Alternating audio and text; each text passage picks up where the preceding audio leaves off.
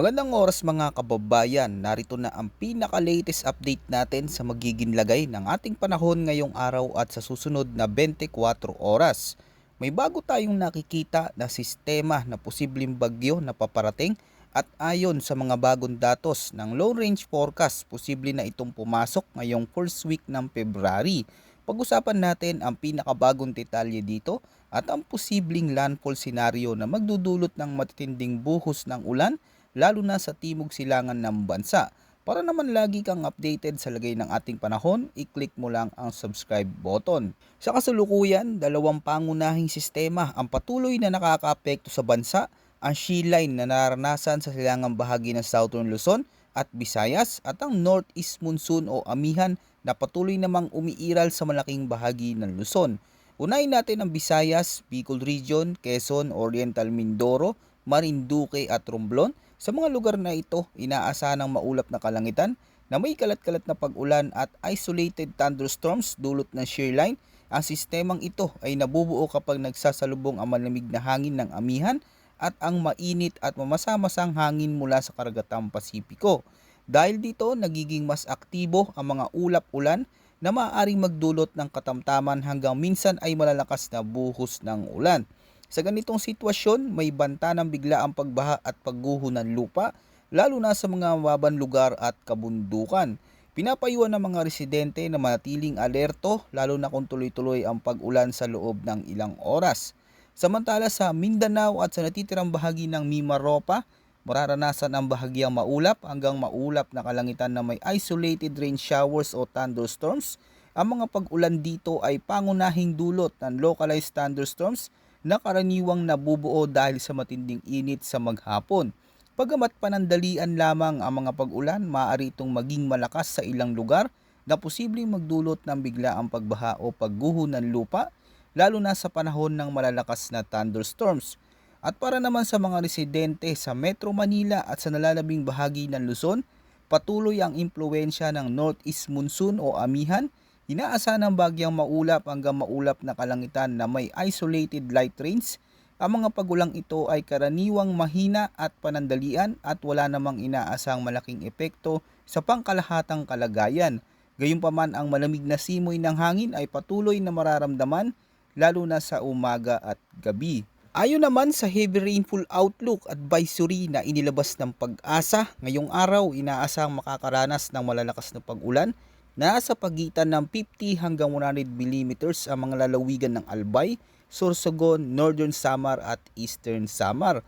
Dahil sa banggaan ng malamig na hanging amihan at mainit na hangin mula sa karagatan, ay mapapatindi sa pagbuo ng makakapal na ulap-ulan, kaya posibleng mararanasan ang tuloy-tuloy na pag-ulan sa loob ng ilang oras na maaaring magdulot ng biglaang pagbaha at pagguho ng lupa, lalo na sa mababang lugar at mga komunidad na malapit sa ilog at baybayin. Bukas, araw ng Lunes, February 2, lilipat at lalawak ang sakop ng matinding pag-ulan patungo sa Northern Samar, Eastern Samar, Samar, Leyte at Southern Leyte, kung saan inaasahan pa rin ang 50 hanggang 100 mm na ulan. Sa yugtong ito, tumataas ang panganib dahil ang lupa ay maaring saturated na o puno na ng tubig mula sa mga naunang pag-ulan. Kapag ang lupa ay hindi na kayang sumisip ng karagdagang tubig, mas mabilis ang pag-agos ng ulan patungo sa mga ilog at daluyan ng tubig na maaaring magresulta ng mas malawak at mas mabilis na pagbaha, pati na rin ang pagguho ng lupa sa mga bulubundukin at matarik na lugar. Samantala, pagsapit naman ng Martes, February 3, inaasang mararanasan ang parehong dami ng ulan na nasa pagitan ng 50 hanggang 100 mm sa mga lugar sa Eastern Samar, Leyte, Southern Leyte, Dinagat Islands at Surigao del Norte. Sa panahong ito, ang kombinasyon ng patuloy na shear line at naunang pag-ulan ay maaring magpalala sa mga epekto. Ang tinatawag na antecedent rainfall o mga pag-ulang naranasan sa mga nakarang araw ay nagpapahina sa lupa at nagpapataas ng tsansa ng landslides habang pinapabilis naman ang pag-apaw ng mga ilog at sapa.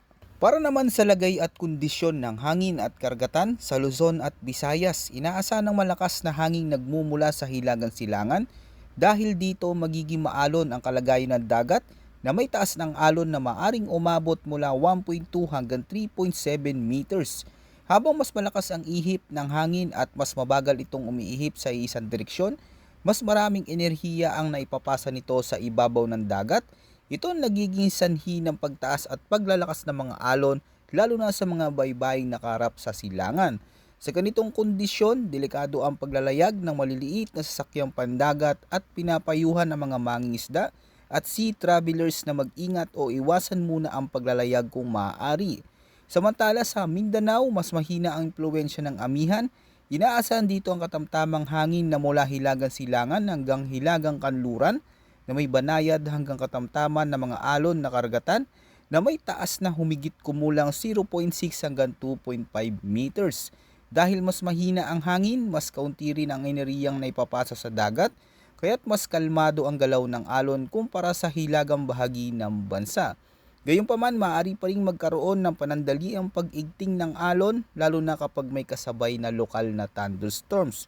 Sa kabuuan, habang nanatili ang impluensya ng northeast monsoon, inaasahan ng mas maalong karagatan sa Luzon at Visayas at mas katamtamang kondisyon naman sa Mindanao.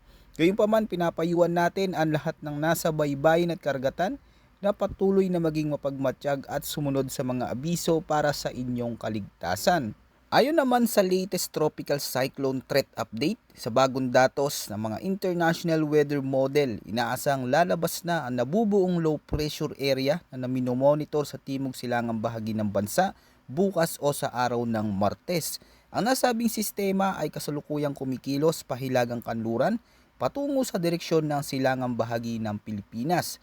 Batay sa mga model guidance at prevailing atmospheric conditions, may posibilidad na ito ay tuluyang maging isang tropical depression at kung magpapatuloy ang favorable condition gaya ng mainit na sea surface temperature, mababang wind shear at sapat na moisture sa atmosfera, posible na lalo pa itong lumakas hanggang maging isang severe tropical storm sa mga susunod na araw.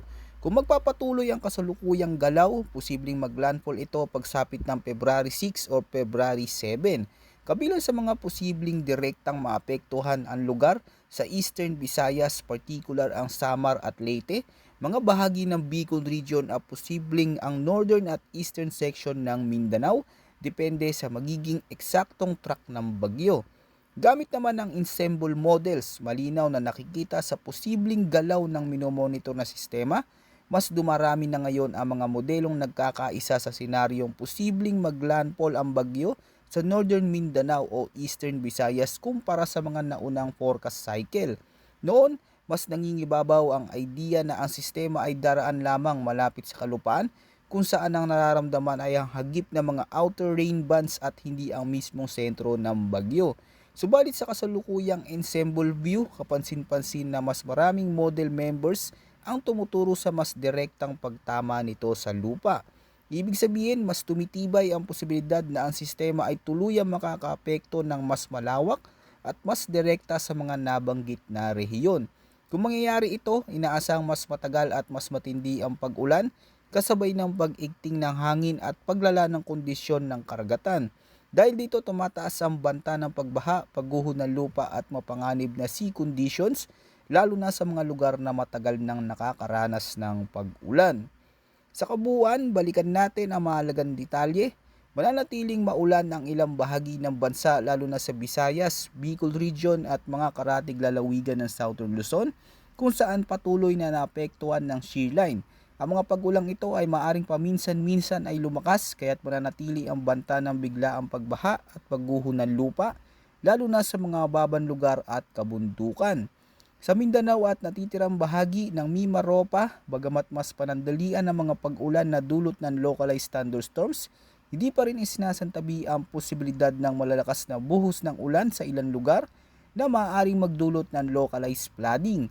Kasabay ng mga kondisyong ito, mahigpit din binabantayan ng isang paparating na bagyo na kasulukuyang nabubuo na sa may silangang bahagi ng bansa at may indikasyon na maaari itong lumakas at unti-unting makaapekto sa lagay ng panahon sa mga susunod na araw. Kapag ito ay mas lumapit, inaasang mas lalawak ang saklaw ng pag-ulan at lalakas ang hangin lalo na sa silangang bahagi ng bansa. Manatiling nakamonitor dito sa ating channel mga kababayan para sa pinakabagong update tungkol sa magiging lagay ng ating panahon at huwag kalimutang mag-ingat.